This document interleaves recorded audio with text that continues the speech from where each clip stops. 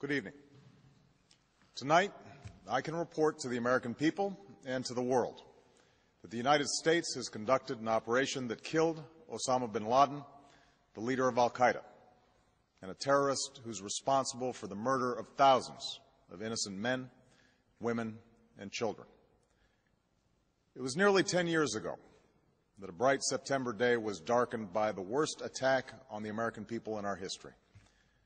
The images of 9/11 are seared into our national memory. Hijacked planes cutting through a cloudless September sky, the Twin Towers collapsing to the ground, black smoke billowing up from the Pentagon, the wreckage of Flight 93 in Shanksville, Pennsylvania, where the actions of heroic citizens saved even more heartbreak and destruction. And yet we know that the worst images are those that were unseen to the world. The empty seat at the dinner table, children who were forced to grow up without their mother or their father, parents who would never know the feeling of their child's embrace, nearly 3,000 citizens taken from us, leaving a gaping hole in our hearts. On September 11th, 2001, in our time of grief, the American people came together. We offered our neighbors a hand, and we offered the wounded our blood. We reaffirmed our ties to each other and our love of community and country. On that day, no matter where we came from, what God we prayed to, or what race or ethnicity we were united as one American family. We were also united in our resolve to protect our nation and to bring those who committed this vicious attack to justice. We quickly learned that the 9/11 attacks were carried out by al-Qaeda, an organization headed by Osama bin Laden, which had openly declared war on the United States and was committed to killing innocents in our country and around the globe.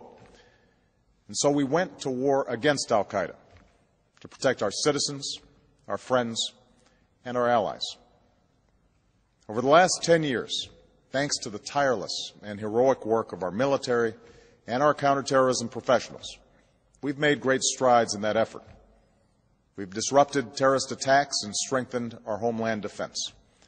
In Afghanistan, we removed the Taliban government, which had given bin Laden and al-Qaeda safe haven and support. And around the globe, we worked with our friends and allies to capture or kill scores of al-Qaeda terrorists, including several who were a part of the 9/11 plot. Yet Osama bin Laden avoided capture and escaped across the Afghan border into Pakistan. Meanwhile, al-Qaeda continued to operate from along that border and operate through its affiliates across the world. And so shortly after taking office, I directed Leon Panetta, the director of the CIA, to make the killing or capture of bin Laden the top priority of our war against al-Qaeda, even as we continued our broader efforts to disrupt, dismantle, and defeat his network. Then, last August, after years of painstaking work by our intelligence community, I was briefed on a possible lead to bin Laden. It was far from certain, and it took many months to run this thread to ground. I met repeatedly with my national security team as we developed more information about the possibility that we had located bin Laden hiding within a compound deep inside Pakistan. And finally, last week, I determined that we had enough intelligence to take action and authorized an operation to get Osama bin Laden and bring him to justice. Today, at my direction, the United States launched a targeted operation against that compound in Abbottabad, Pakistan. A small team of Americans carried out the operation with extraordinary courage and capability. No Americans were harmed. They took care to avoid civilian casualties. After a firefight, they killed Osama bin Laden and took custody of his body. For over 2 decades, bin Laden has been al-Qaeda's leader and symbol, and has continued to plot attacks against our country and our friends and allies. The death of bin Laden marks the most significant achievement to date in our nation's effort to defeat al-Qaeda. Yet his death does not mark the end of our effort. There is no doubt that al-Qaeda will continue to pursue attacks against us. We must and we will remain vigilant at home and abroad. As we do, we must also reaffirm that the United States is not and never will be at war with Islam.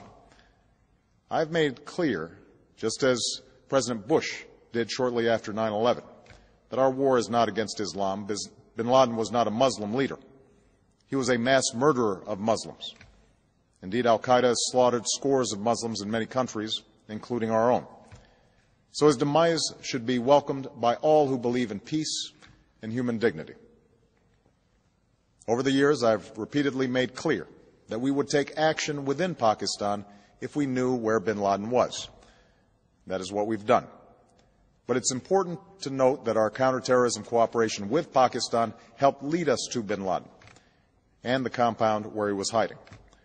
Indeed, bin Laden had declared war against Pakistan as well and ordered attacks against the Pakistani people. Tonight, I called President Zardari, and my team has also spoken with their Pakistani counterparts. They agree that this is a good and historic day for both of our nations. And going forward, it is essential that Pakistan continue to join us in the fight against al-Qaeda and its affiliates. The American people did not choose this fight. It came to our shores and started with the senseless slaughter of our citizens. After nearly 10 years of service, struggle, and sacrifice, we know well the costs of war. These efforts weigh on me every time I, as Commander-in-Chief, have to sign a letter to a family that has lost a loved one, or look into the eyes of a service member who's been gravely wounded. So Americans understand the costs of war. Yet, as a country, we will never tolerate our security being threatened, nor stand idly by when our people have been killed. We will be relentless in defense of our citizens and our friends and allies. We will be true to the values that make us who we are. And on nights like this one, we can say to those families who have lost loved ones to al-Qaeda's terror, justice has been done. Tonight, we give thanks to the countless intelligence and counterterrorism professionals who've worked tirelessly to achieve this outcome. The American people do not see their work nor know their names, but tonight they feel the satisfaction of their work and the result of their pursuit of justice. We give thanks for the men who carried out this operation, for they exemplify the professionalism, patriotism, and unparalleled courage of those who serve our country. And they are part of a generation that has borne the heaviest share of the burden since that September day.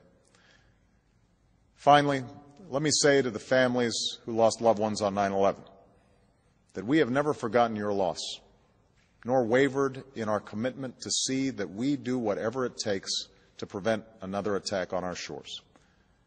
And tonight, let us think back to the sense of unity that prevailed on 9/11.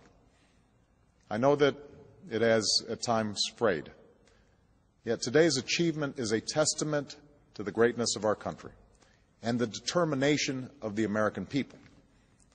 The cause of securing our country is not complete, but tonight we are once again reminded that America can do whatever we set our mind to. That is the story of our history. Whether it's the pursuit of prosperity for our people or the struggle for equality for all our citizens, our commitment to stand up for our values abroad, and our sacrifices to make the world a safer place. Let us remember that we can do these things not just because of wealth or power, but because of who we are. One nation, under God, indivisible, with liberty and justice for all. Thank you. May God bless you. And may God bless the United States of America.